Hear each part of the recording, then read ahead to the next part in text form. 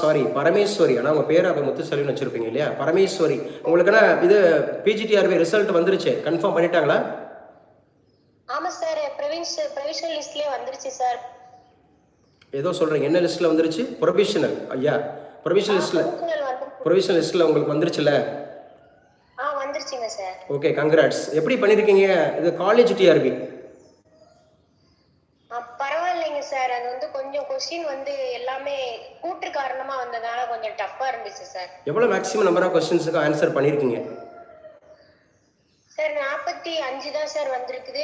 16 question objection போட்டிருக்கேன் sir. ஓ, உங்கள் இதில் ஹிஸ்ட்ரியில் 16 கொஸ்டின் வரைக்கும் அப்ஜெக்ஷன் இருக்கா? ஆமா சார், 16 கொஸ்டினுக்கு தப்பா இருந்துச்சு சார். புக் எடுத்து போட்டிருக்கேன் சார். ஓ, சரி சரி சரி சரி, பரவாயில்ல. ஒரிஜினல் சோர்ஸ் காமிச்சிருக்கீங்கல்ல? ஆமா ஆமா சார். எவ்வளோ வருஷம் எக்ஸ்பீரியன்ஸ் இருக்கு? காலேஜில் ஒர்க் பண்ணல சார். சாரிங்க சார், நான் காலேஜ்லலாம் ஒர்க் பண்ணல. ஓ, அப்போ 45 தான் ஆன்சர் கொடுத்துருக்கீங்க. எந்த கொஸ்டின் எடுத்தீங்க டிஸ்கிரிப்டிவ்க்கு? இந்த எங்க ஹிஸ்டரி ரிலேட்டடா ஒரு கொஸ்டின் கேட்டிருந்தாங்க சார். 1857 ரிவோல்ட்டை பத்தி கேட்டு அது ரிலேட்டடா கேட்டிருந்தாங்க சார். அந்த இது எழுதியிருக்கேன். அந்த கொஸ்டின் நல்லா பண்ணியிருக்கீங்களா? 6 பக்கத்து வரைக்கும் எழுதியிருக்கீங்களா? நல்லா எழுதியிருக்கேன் சார். ஓகேம்மா, கங்க்ராட்ஸ் கங்க்ராட்ஸ். ஓகே, பரவாயில்ல. பிஜிடிஆர்பி கண்டிப்பாக உங்களுக்கு கிடச்சிருச்சு, வாழ்த்துக்கள்.